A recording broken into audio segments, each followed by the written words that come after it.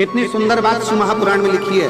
शंकर जी के मंदिर में, शिव महापुराण में आरती में भी अगर तुम्हें 10 रुपए चढ़ाना है तो अपनी पड़ोसन से, अपने रिश्तेदार से अठन्नी लेकर मत चढ़ाना। नहीं है ना, बाबा को हाथ जोड़ो, प्रणाम करो, नमन नमन। शंकर भगवान के मंदिर में दर्शन करने जाओ, तुम्हारी जेब में चवन्नी नहीं है, बिल्कुल मत चढ़ाओ। 1 रुपया नहीं है, बिल्कुल मत चढ़ाओ। पर पड़ोसी से मांग कर मत चढ़ाना, क्योंकि हमारे बाप को बुरा लगता है कि मेरे होते हुए तो दूसरे से मांग कर मुझे मत दीजिए।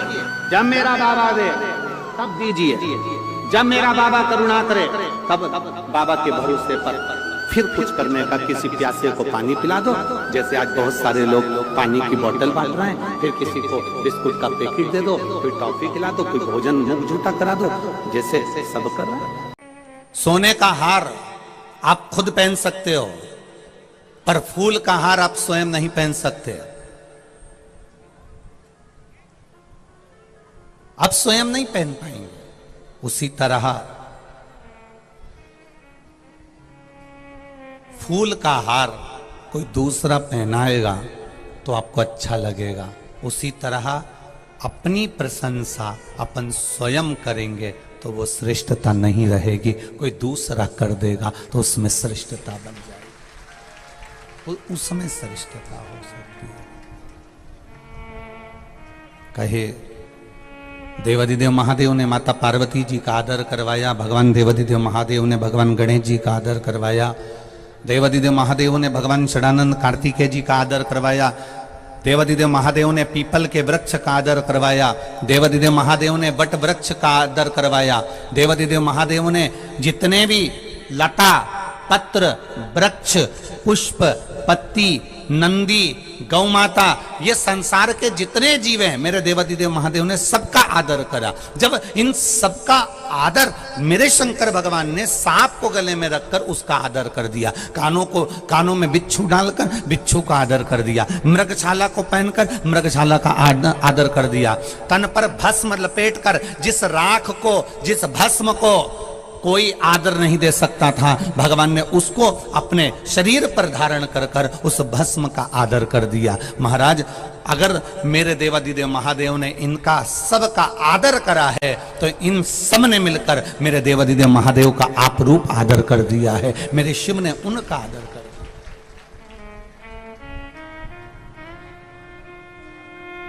शिव तत्व का प्राप्ति का एक आनंद फल।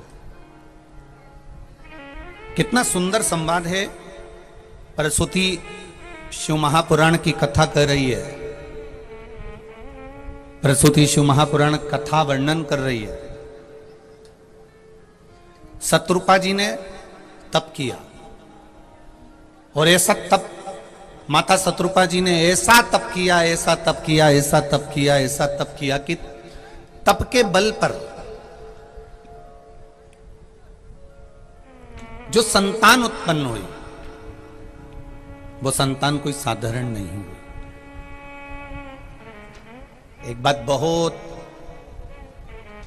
एक बात अपनी चित्तवृत्ति में जरा ध्यान लगाकर सुनना।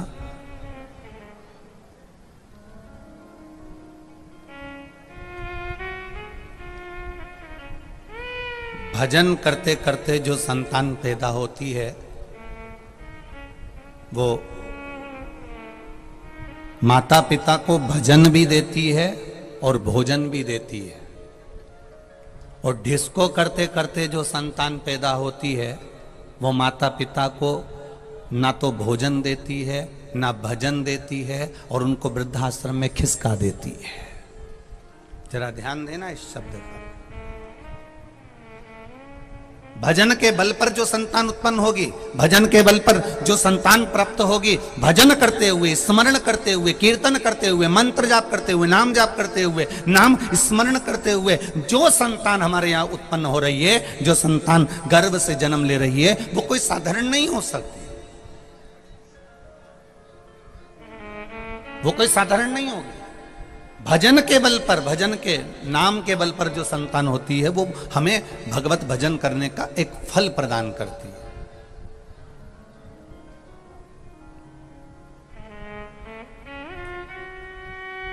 शंभु शरणे पड़ी मांगू घड़ी रे घड़ी दुख काटो दया करी ने दर्शन आपो दया करी ने दर्शन आपो। शिव पुराण कह रही है, भगवान शंकर का संवाद कर रहा है। शत्रुपा जी ने भजन करना प्रारंभ करा।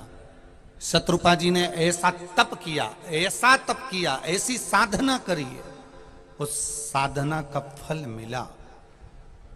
कन्या हो गई थी आकुति, कन्या हो गई थी देवहूति, और फिर तप के बल से शत्रुपा जी के जब तप करने के बाद घर में आकर प्रवेश किया, और कुछ समय के बाद जब संतान हुई तो उसका नाम था प्रसूति। क्या नाम है? जम के बोलो जरा, माता प्रसूति।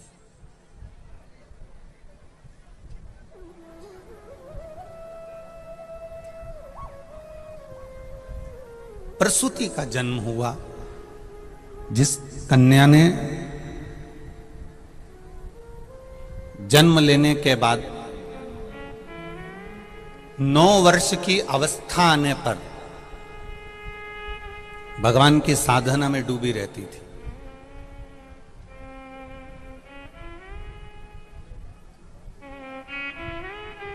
एक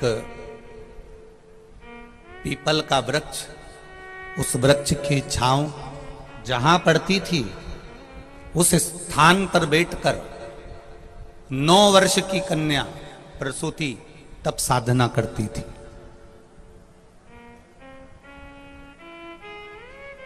केवल 9 वर्ष की कन्या है, और वो 9 वर्ष की कन्या तप साधना में लीन है। जिस जगह पर पीपल के वृक्ष की छांव पड़ रही हो, उस स्थान पर बैठकर तप कर रही हो। उस स्थान, बहुत ध्यान दीजिएगा इस कथा पर। जहां संत बैठते हो, साधु बैठते हो, गुरुजन बैठते हो, पीपल का वृक्ष हो, बट का वृक्ष हो, आंवले का वृक्ष हो, सुंदर बेलपत्र का वृक्ष हो, शमी का वृक्ष हो, केल का वृक्ष हो, कभी जिंदगी में अगर मौका मिले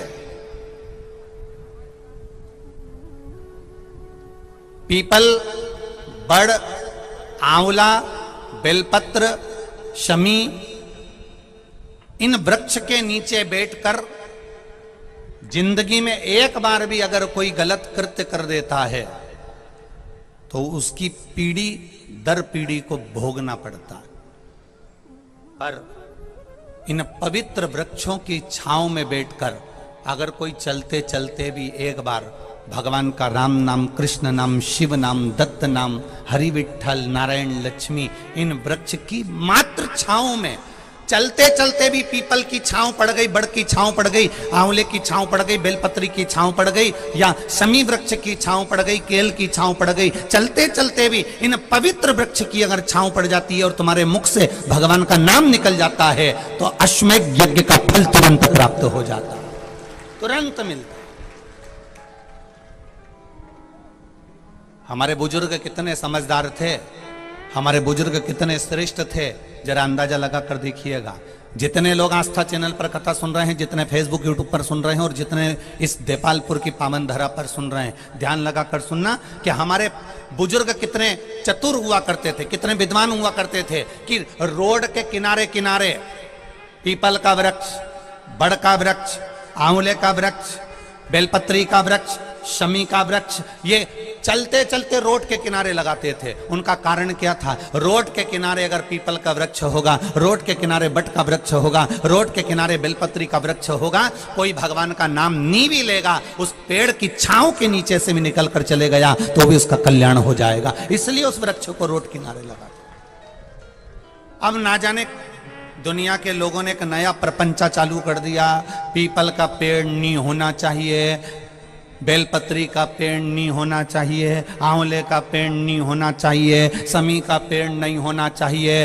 तो लोगों ने ना जाने कहां से बुद्धि में बिठा लिया कि ये पेड़ अच्छा नहीं होता, ये पेड़ नहीं होना चाहिए, और लोगों ने पेड़ों को कटवाना प्रारंभ कर लिया। पहले के पुराने पुराने घरों को निकाल कर देखना, जिनमें पीपल के भी पेड़ होते थे, जिनमें आंवले के भी पेड़ होते थे, जिनमें बेलपत्री के पेड़ होते थे, और घर में जमीन भी 50 बीघा, 100 बीघा, 1000 बीघा, 80 बीघा, 90 बीघा जमीन होती थी। घर में पीपल का पेड़ होता था, बेलपत्री का पेड़ होता था, और वो जमींदार होता था, जागीरदार होता था, उसके पास कोई कमी नहीं होती थी। आज के जमाने में मकान बनाना है, पीपल का पेड़ काट दो, बेलपत्री का पेड़ काट दो, सारे पेड़ कटवा के जैसे तुमने वृक्षों को काटते गए, वैसे वैसे तुम्हारे पास से धन संपदा कटती चली गई। बुजुर्ग अपने बगीचे में, अपने खले में, अपने घर के पास में पेड़ लगाते थे, जिससे हमारे घर में शुद्धता आए, लक्ष्मी का भाव बढ़े, वैभव बढ़े, संपदा बढ़े, सत्ता बढ़े। अब तो ले दे के केवल एक बड़े बड़े बंगलों में मनी प्लांट टांग देते हैं, और वो मनी प्लांट टांगे टांगे भी कजन कितने दिन हो गए, उसके बाद भी आज तक मनी नहीं आई, केवल वो लटक रहा है। और खूब खुश हो रहे हो तुम, इतनी लंबी बेल हो गई, इतनी लंबी बेल हो गई, इतनी लंबी बेल हो गई, पर मनी नहीं आई। मनी प्लांट टंगे टंगे भी। एक बार मनी प्लांट जिसने लगाया है उनसे भी निवेदन करूंगा, एक बार मन कर जाए तुम्हारी जिंदगी में तो किसी रोड के किनारे एक बेलपत्री का पेड़ लगा कर देखना, मनी तेरे घर में आती है कि नहीं आती मालूम पड़ जाए। बारिश आए, एक वृक्षारोपण अवश्य करिए। बेलपत्री का पौधा, पीपल का पौधा, बड़ का पौधा, जो तुम्हारी मर्जी पड़ जाए उस पौधे का वृक्षारोपण करो। अभी से उस पौधे को बड़ा करो। बड़ा करते करते उसको बड़ा करने के बाद इतने इतने से पौधे मत लगा देना जैसे दुनिया के लोग फोटो खिंचवा के लगवाते हैं। बाद में उन पौधों को बकरी खा जाती है, और वही वहां से निकल कर जाते हैं गाड़ियों में तो कहते हैं हमने अभी तो वृक्षारोपण करा था, पौधे कहां गए। उन वृक्षारोपण के नाम पर ना जाने कितनी पार्टियां होती हैं, कितने कितने मंच बन जाते हैं,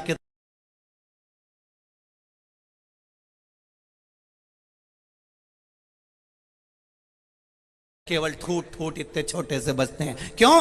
क्योंकि वृक्षारोपण में अगर पेड़ लगाना है तो थोड़े बड़े लगाओ, उन पेड़ों के बड़े होने में देरी नहीं लगेगी तो जीवों से भी बचेगा और कल्याण भी करेगा। इतने इतने से 40-40, 30-30, 10-10 रुपया का पौधा लिया है और उसके बाद में उसको लगाने कर रहा है।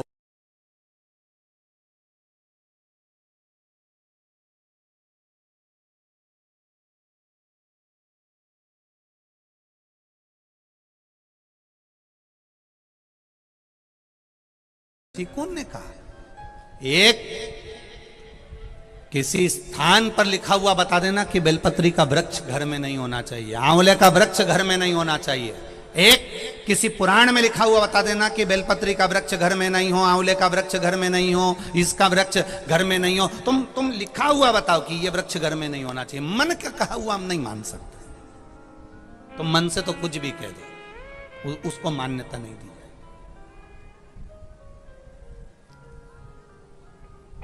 जिस वृक्ष को लगाया जाता है उस वृक्ष के नीचे देवता स्वयं विराजमान हो जाते हैं। पीपल के वृक्ष के नीचे पिपलेश्वर महादेव बैठ जाते हैं। बड़ का वृक्ष है तो बटकेश्वर महादेव बैठ जाते हैं। मेरा महादेव कोई साधारण नहीं है। तब साधना से जो हमें मिला है, तब साधना से जो हमें प्राप्त हुआ वो सुख देगा। एक माता ने पत्र लिखा है, देखिए।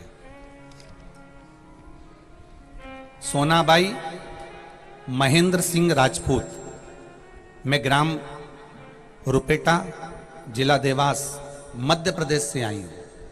कहीं बैठी हो तो हाथ हिलाइएगा। कहीं बैठी हो तो हाथ हिलाइएगा। सोनाबाई महेंद्र सिंह राजपूत।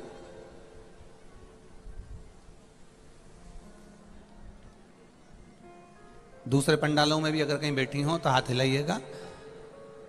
मेरा नाम सोनाबाई महेंद्र सिंह राजपूत है। मैं ग्राम रुपेटा जिला देवास मध्य प्रदेश से आई हूं।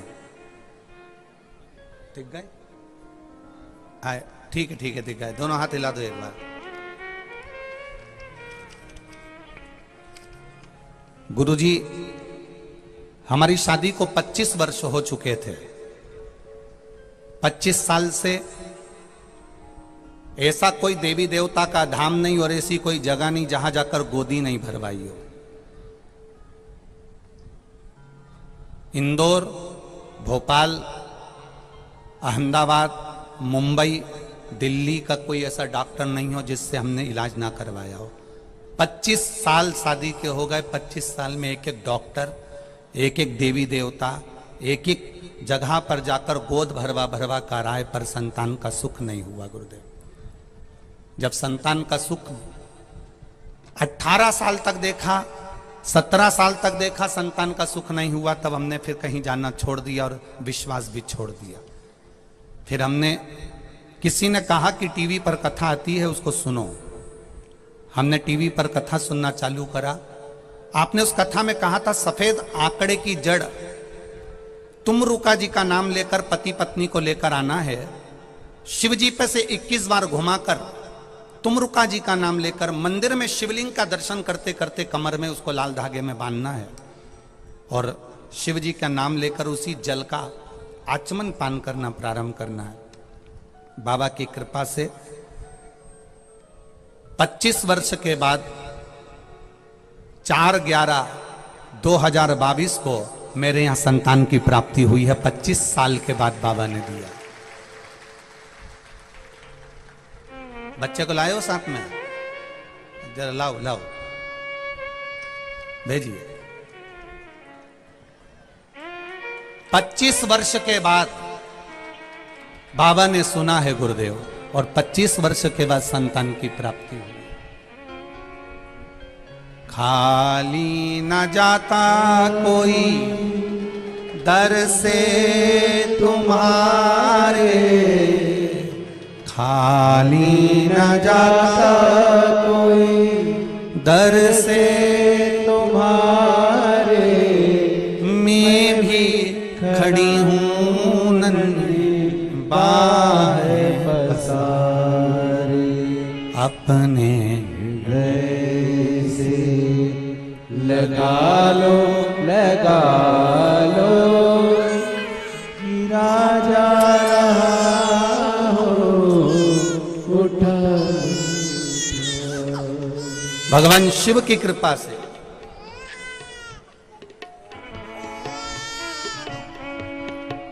अपने हृदय से लगा लो गिरा जा रहा हो, उठा लो प्रभु अपने तन से अब तो डालो, गिरा जा रहा हो, उठा लो। भगवान से उनने एक लाइन बड़ी सुंदर लिखी है, सोनाबाई महेंद्र सिंह राजपूत जी ने, कि गुरुजी, जिसने शिव पुराण पर भरोसा कर लिया और विश्वास कर लिया, मेरी झोली 25 साल के बाद भराई है। बाबा की कृपा होती है तो सबकी झोली भरता ही है। ये कृपा उसकी, ये करुणा उसकी। एक विश्वास रखकर, एक भरोसा रखकर, एक भरोसे की दृढ़ता में हम शिव तत्व को प्राप्त करें। और ये मेरा विश्वास कहता है, ये शिव महापुराण का भरोसा कहता है। प्रसूति शिव महापुराण की कथा जितनी भी माताएं सुन रही हैं, जिनके घर में 30-30 साल तक औलाद भी नहीं हुई हो, 15 साल, 18 साल, 10 साल, 20 साल, अगर संतान का सुख भी नहीं है, तो वे विश्वास कहता है, जिसने 7 दिन की प्रसूति शिव महापुराण की कथा 7 दिन की अगर पूरी, भले मोबाइल पर सुने, चाहे टीवी पर सुने, चाहे पंडाल में सुने, कामना कर कर झोली पसार कर अगर दिल से सुनेगी तो ये झोली भले 30 साल क्यों ना हो गए हों तो भी वो भरेगा जरूर, ये निश्चित है। दिल से सुनो, कौन क्या कह रहा है, कौन क्या बोल रहा है, व्यवस्था क्या है, व्यवस्था है कि नहीं है, कौन कहां बैठ रहा है, कौन क्या बोल रहा है, हमें उससे मतलब नहीं रखना है। 7 दिन की कथा हमें दिल से सुनना है, बाबा से प्रार्थना करना है कि मेरी झोली खुशियों से भरकर भेजना बाबा, खुशियों से।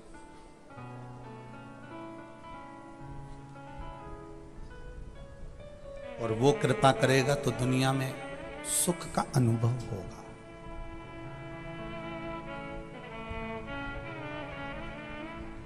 शत्रुपा जी ने तप करा था, साधना करी थी। शत्रुपा जी ने तप साधना करने के बाद में जो संतान को जन्म दिया है वो संतान कोई साधारण नहीं, माता प्रसूति हुई है। और वो माता प्रसूति कोई साधारण सी नहीं थी, जिन्होंने 9 वर्ष की आयु में तप साधना करी है। 9 वर्ष की आयु में माता प्रसूति ने तप साधना करी। दक्ष प्रजापति जिन्होंने भगवान ब्रह्मा जी के हृदय से प्रकट होने के बाद में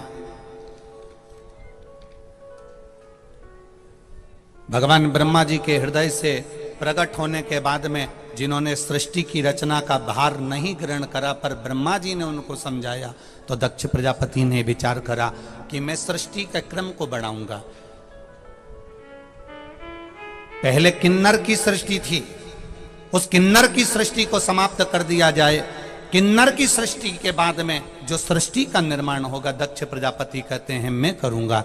ब्रह्मा जी का कहना माना, दक्ष प्रजापति ने सृष्टि का निराकरण करने का, सृष्टि को आगे बढ़ाने का विचार कर लिया। सृष्टि को आगे जब बढ़ाया जा सकता है जब दक्ष प्रजापति का विवाह हो जाए। अब दक्ष प्रजापति विवाह करेंगे तो सृष्टि आगे बढ़ेगी, संतति आगे बढ़ेगी, वंश आगे बढ़ेगा।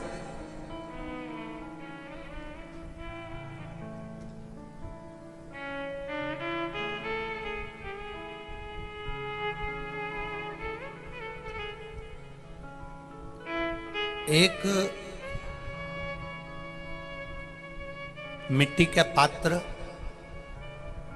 उस मिट्टी के पात्र के ऊपर एक तांबे का पात्र। अब जरा माताएं बड़ा ध्यान लगाकर सुनिएगा, कथा चूके ना। आपको 10 जगह जाकर सिर नवाने की जरूरत ना पड़े, एक महादेव के चरणों से ही आपका आनंद सुख प्राप्त हो जाए। एक मट्टी का पात्र, और मट्टी का अगर कोई कलश है छोटा सा, उस कलश के ऊपर तांबे का कलश।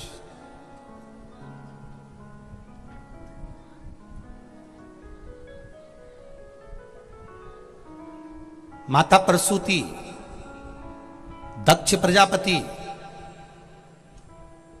और माता वीरणी, इन तीनों का स्मरण कर कर जो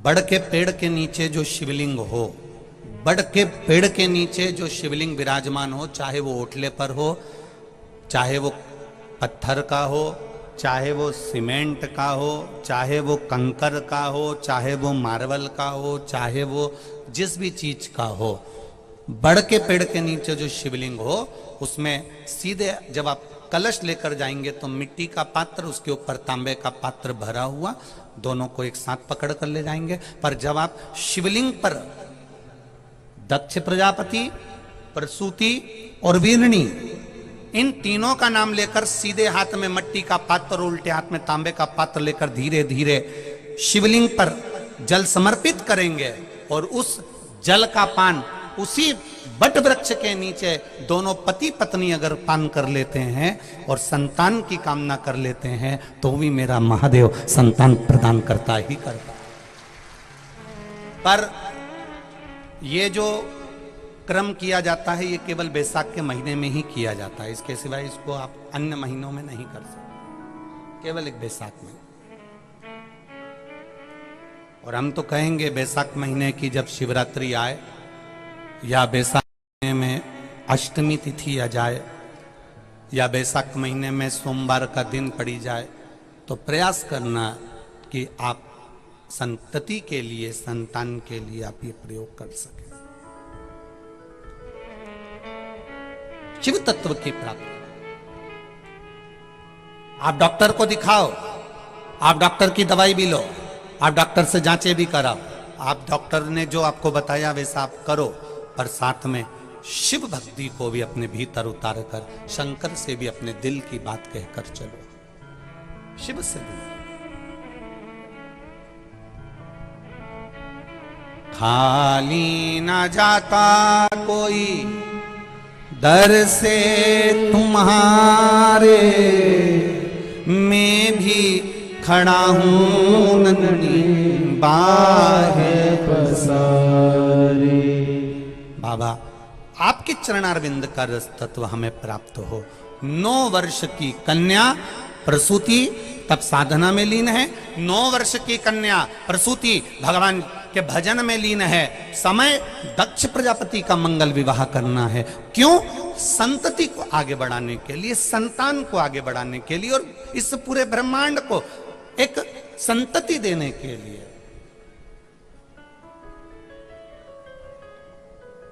करा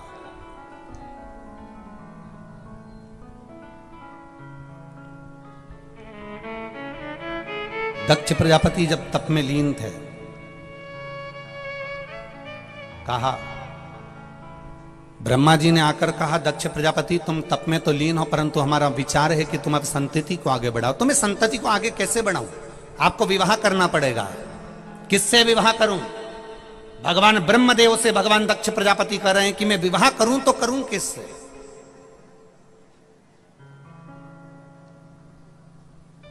कहा, प्रजापति वीरण की पुत्री